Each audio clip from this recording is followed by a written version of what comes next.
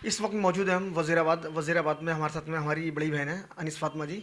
तो ये माशाल्लाह काफ़ी एक्टिव रहती हैं और हर मुद्दे को उस पर बोलती हैं। तो अब जो आपको पता है कि पूरे हिंदुस्तान में जो किसानों का मुद्दा चल रहा है, वो जो दिल्ली की हमारी जो सीमा है वहाँ पर हज़ारियों किसान हमारा रुका हुआ है वहाँ पर, जो अपना आंदोलन है उनका जारी है।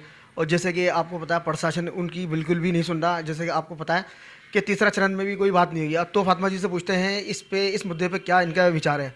मेरा नाम अनीस फातिमा है और मैं right way women and children welfare organisation से हूँ और इसकी प्रेसिडेंट हूँ। ये ऑल इंडिया बेसिस पर रजिस्टर्ड है और 2004 से रजिस्टर्ड है। उसमें हम एक्टिविटी कुछ ना कुछ करते रहते हैं और ज़्यादातर हमारी जो फोकस रहता है कि कोई भी हमारे पास आया है, कुछ कोई किसी भी मामले को लेकर हमारे पास आया है तो उसकी मदद करना। जैसे कि यहाँ पर काफ़ी महिला परेशान है, आप हम देखते हैं कि आप उनकी भी मदद करते हो। जी जी जी। अभी लॉकडाउन के अंदर अंदर ही ये समझ लीजिए कि मैंने रमज़ान का टाइम चल रहा था और उसके अंदर यहाँ ईशा के बाद मैं बैठती थी और उसके बाद में फजर रोज़ा सहरी का जो टाइम होता था उस टाइम उठ के जाती थी। पूरे इलाके में ये मालूम था कि ये ऑफिस खुला है और इसमें बिन फ्री ऑफ कॉस्ट मैंने काम किया है। यहाँ तक के अगर कोई कहीं से भी कूपन उसने बनाया है तो वो मैंने यहाँ से प्रिंट आउट उसका निकाल कर दिया है, उसका कोई पैसा नहीं लिया। ऑनलाइन जितने भी रजिस्ट्रेशन हुए हैं, चाहे वो रेलवे से जो लोग गए हैं उनके हों, चाहे राशन का हो, चाहे किसी भी तरीके का मुद्दा हो, वो मैंने यहाँ से किया और यहाँ से हमने इस जगह से बैठकर हमने यहाँ से काफ़ी लोगों को राशन भी किया, राशन भी बांटा है हमने। जी जी जी, अपने बेस पर किसी ने जी जी जी अपने से। तो मैडम इस काम को आपको करते हुए माशाल्लाह कितना टाइम हो गया फिर भी? ये समझ लीजिए वैसे तो मैं 2000 से इसमें मतलब ऐसे वर्क कर रही हूँ, लेकिन मैंने अपनी जो एनजीओ रजिस्टर्ड कराई थी वो हमारे कुछ साथियों ने मिलकर ये रजिस्टर्ड कराई थी, तो ये 2004 में कराई थी हमने जी। तो ये आपके दिमाग में क्या प्लान आया ऐसा कि लोगों की समाज सेवा करें? कि ऐसे लोग तो आपको पता है कि कम होते हैं जो लोगों की सेवा करते हैं। आप आजकल इतनी परेशानियां हैं, फिर भी इतनी परेशानी के दौर में आप इतना बड़ा संघर्ष उठा रहे हो, किस तरह उठा रहे हो? देखिए, ये तो मैं अपने माँ बाप को इसका श्रेय दूंगी, क्योंकि उन्होंने भी अपनी ज़िंदगी पूरी इसी में सर्व की, पूरी ज़िंदगी इसी के अंदर सर्व की। और खैर उनके लिए अगर मैं बताने पे जाऊँगी तो बहुत लंबा हो जाएगा। मैं सिर्फ यही कहूँगी कि उन्हीं के नक्शे कदम पर चलकर मैंने ये शुरुआत की है और हमारे जो माँ बाप हैं उनसे मुझे मिला है और उन्हीं के नक्शे कदम पर चलकर मैं इस काम को अंजाम देने की कोशिश कर रही हूँ। उनका मुकाबला तो खैर मैं नहीं कर सकती, लेकिन इसमें कुछ चीज़ें मेरे सामने आई जिससे मेरा ये हुआ कि मैं इसमें आगे बढ़ूँ। जैसे कि कुछ बुज़ुर्ग महिलाएं हैं और उनके घर के अंदर सारे सब हैं, उनके मतलब से बेटे भी हैं, घर भी है, बाल भी है, सब कुछ है, लेकिन उनकी ऐसी ज़रूरतें हैं जो पूरी नहीं हो सकती। और लोग कहते तो हैं उनके घर में रहने वाले कि हम ये मदद करते हैं, ये करते हैं, उनके लिए, माँ के लिए ये करते हैं, बाप के लिए ये करते हैं, लेकिन अंदर से खाली है। तो ऐसे लोगों के लिए, ऐसी लड़कियां हैं जो मुंह से बोल नहीं सकती कि भाई हमें ये चाहिए, और उनकी ज़बान बनने की कोशिश है हमारी। ऐसी बहुत सारी महिलाएं हैं, बुज़ुर्ग हैं जो कुछ कह नहीं पाते, तो हम उनकी सुन के उन पर अमल करने की एक हमारी कोशिश है। जैसे कि आपको पता है जो डोमेस्टिक आजकल घरेलू हिंसा होती है और घर जो हस्बैंड होते हैं वो अपनी जो वाइफ है उनको टॉर्चर करते हैं, तो आप उस पर भी काम करते हो? जी जी जी जी। अभी बल्कि पिछले महीने भी मेरे पास 2-3 केस आए और जिसमें वर्किंग चल रही है। और कुछ ऐसा होता है कि थोड़े से हल्का है, ज़्यादा कुछ नहीं है, लेकिन थोड़ी सी लड़ाई बढ़ गई है तो उनको हम बैठ कर सुलझा लेते हैं। अगर नहीं होता तो उनका आगे कहीं भी केस जाना होता है तो उसके लिए उनको गाइड करते हैं, गाइड हम करते हैं, चलते वो लोग हैं। तो इंशाल्लाह इसके अंदर काफ़ी लोगों का फ़ायदा होता है, चल रहा है अभी ये सब कुछ। यानी कि सामाजिक काम आप बिल्कुल एक्टिव रहते हैं इसमें, कोई रात हो या दिन हो आप करते जी रहते हैं जी इसके जी अंदर। जी। अच्छा ये बताइए, ये आपके अंदर ये जज्बा कैसा आया कि हम लोगों की फलाहियत करें, क्योंकि आज के इन लोगों में जज्बा ही नहीं है ऐसा? नहीं नहीं, ये तो ये समझिए कि मैं तो ये कहूँगी कि ये जज्बा सब में होना चाहिए, सब में होना चाहिए। और ये हम में कमी है। अगर ये हो जाए ना तो ये जितने भी परेशानियां हैं, जितने भी मसले हैं, ये सब हल हो जाए। और दुख तकलीफ़ अगर किसी ने सामने वाले की समझ ली तो वो रुक नहीं सकता वो। तो हमारे चैनल के माध्यम से जिस घरों में लड़ाई होती है, जो हस्बैंड उनको परेशान करते हैं, तो हमारे चैनल के माध्यम से उनको क्या संदेश देना चाहते हैं कि आपके घर पे कोई ऐसी लड़ाई बात ना हो कि आप दो बातें अपनी बीवी की बर्दाश्त करो या आप बीवी बर्दाश्त करें, तो इस बारे में बताइए। देखिए, मैं कहीं भी किसी बच्चे की शादी होती है, चाहे अपनी हो या बेगानी हो या कोई भी हो, तो उस बच्ची को सिर्फ मैं 2 बातें समझाती हूँ कि बेटा देखो, अब तुम किसी नए घर में कदम रख रही हो, वो फैमिली तुम्हारी है। तो इसमें सबसे पहले ये ध्यान रखना कि जिस घर में जा रही हो तुम, वो तुम्हारे कहने को ससुराल है। जो लोग वहाँ मिलेंगे, वहाँ पे तुम्हें सास मिलेंगी, ससुर मिलेंगे, नंदे मिलेंगे, देवर मिलेंगे, जेठ मिलेंगे, बाकी इस तरीके से सारे रिश्ते मिलेंगे।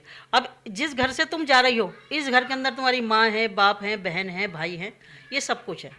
तो वहाँ पर जाकर सास को माँ समझ लेना, ससुर को बाप समझ लेना, नंदों को बहनें समझ लेना, बाकी जितने रिश्ते हैं उनको अपने मैके के हिसाब से अगर कन्वर्ट कर दोगी तुम, तो तुम्हें कोई परेशानी नहीं होगी। यही मैं जो लड़के की माँ होती है उसको भी यही समझाती हूँ, जो आने वाली है उसको बेटी समझो आप। यानी कि कुछ बातें इग्नोर करना पड़ती हैं। जी जी जी, बहुत सारी बातें हमें करनी पड़ती हैं। कुछ ये साल और 1.5 साल का जो टाइम होता है ना शुरू में शादी का जो साल 1.5 साल का टाइम होता है, इसके अंदर जो ख़ास तौर पर रोल जो है वो लड़की के मैके का होता है, मैके का होता है। क्योंकि नए नए दिनों के अंदर लड़की वहाँ पर बहुत सारी बातों को बर्दाश्त नहीं करती, क्योंकि मैके का हिसाब जो दूसरा होता है। अगर ये साल 1.5 साल उस लड़की ने कवर कर लिया ना, हकीकत बता रही हूँ, उसकी बुनियाद ऐसी मजबूत होगी, कोई हिला नहीं सकता उसको।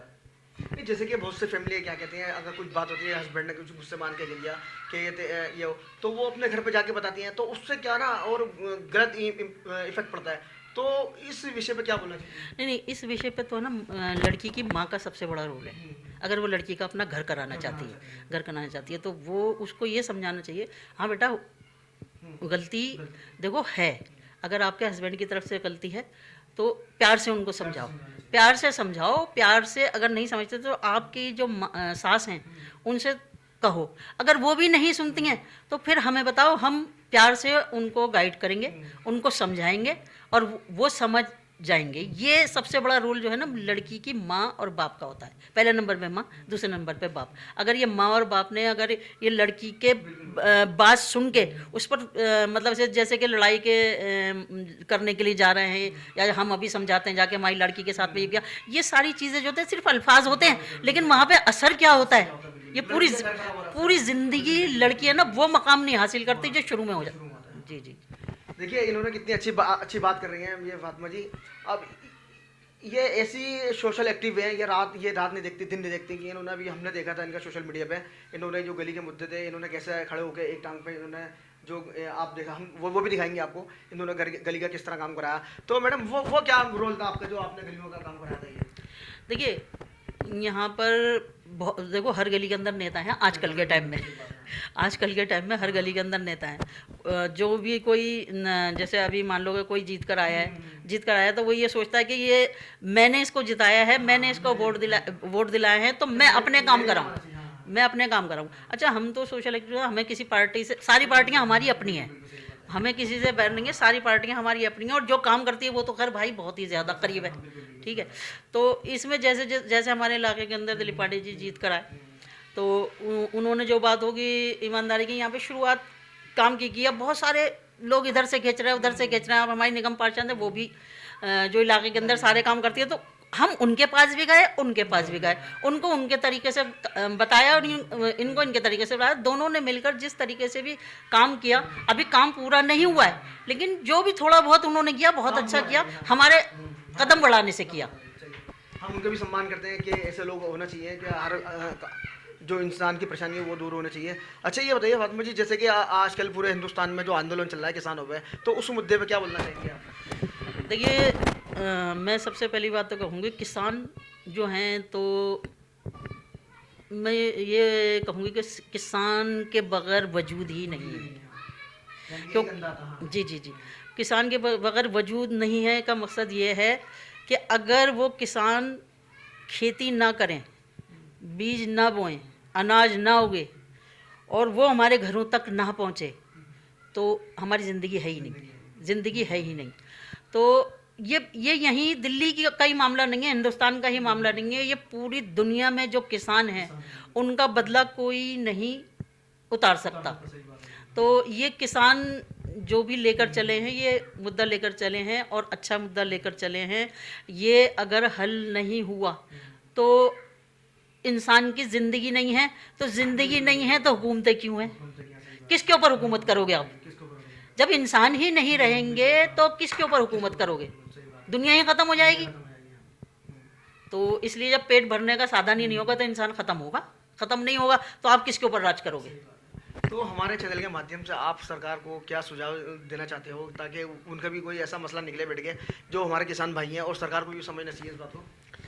देखिए, जो एक मुद्दा जो ये चला है, तो ये सीधा सीधा सा ये है कि जो भी इसका दायरा है, खेतों से आकर खलिहानों से आकर दुकानों तक आने का, वो पूरा गैप ख़त्म करने की बात है। तो ये गैप जो है ना, यहाँ ख़त्म ना करके और बहुत सारी चीज़ें हैं वहाँ ख़त्म करो ना। इस चीज़ को ख़त्म करोगे तो सब कुछ ख़त्म है। मेरा तो कहना यह है सरकार से कि ये बीच का जो ये रास्ता है, इसको ध्यान में रखते हुए इसको जो है ना मतलब मानो, इस चीज़ को मानना बहुत ज़्यादा ज़रूरी है। अगर ये नहीं माना जाएगा तो वही मैं फिर कहूँगी, इस बात का निचोड़ वही है कि जब इंसान ही नहीं होंगे तो हुकूमत किस पे करोगे? सही बात है। नहीं, जैसे कि हमारे किसान भाइयों ने 8 तारीख का आपको पता है, 7 तारीख है, कल 8 तारीख है, पूरे हिंदुस्तान का जो आह्वान करा है बंद करने का, तो ये लड़ाई कहाँ तक जा सकती है, आपको क्या उम्मीद है? देखिए, ये मुझे तो लगता है ये लड़ाई काफ़ी लंबी चलेगी क्योंकि जो सामने पार्टी है वो भी झुकने के लिए तैयार नहीं है। इधर की पार्टी जो है तो ये झुकने के लिए इसलिए तैयार नहीं है, ये सबके लिए सोच रहा है, ये सबके लिए सोच रहा है। अगर दूसरी पार्टी अगर 2-4 लोगों के लिए सोच रही है, ये सबके लिए सोच रहा है, तो इसलिए सबका पल्ला भारी है और बाकी तो ऊपर वाला है, जो करेगा वो बेहतर करेगा। चलिए देखिए, जैसे कि आपको पता है हमारे इस बड़ी बहन है, इन्होंने बताया जो भी ऊपर वाला करेगा अच्छा ही करेगा, और हम भी यही चाहते हैं ऊपर वाला जो करे अच्छा ही करे, क्योंकि लोगों की इस टाइम पे जान ज़रूरी है। क्योंकि ठंड में जो अब जैसे कि हम देख के आए बरौली में भी और वहाँ भी काफ़ी लोग, तो ठंड में कितनी ठंड हो रही है, इससे लोगों की जान भी जा सकती है। और आपको पता है जैसे कि कोरोना चल रहा है, इससे और बीमारी बढ़ सकती है। सरकार को भी ये ध्यान देना चाहिए, ये भी इंसान है, इंसान ये खेती करते हैं, ये भी हमारे अन्नदाता हैं, तो समझना ये पड़ेगा यहाँ पर आन के जो बीच का रास्ता है वो सरकार निकाले, तो जब भी कुछ बात बनेगी। कैमरामैन फजान के साथ में मोहम्मद शाहिद अंसारी, वज़ीराबाद।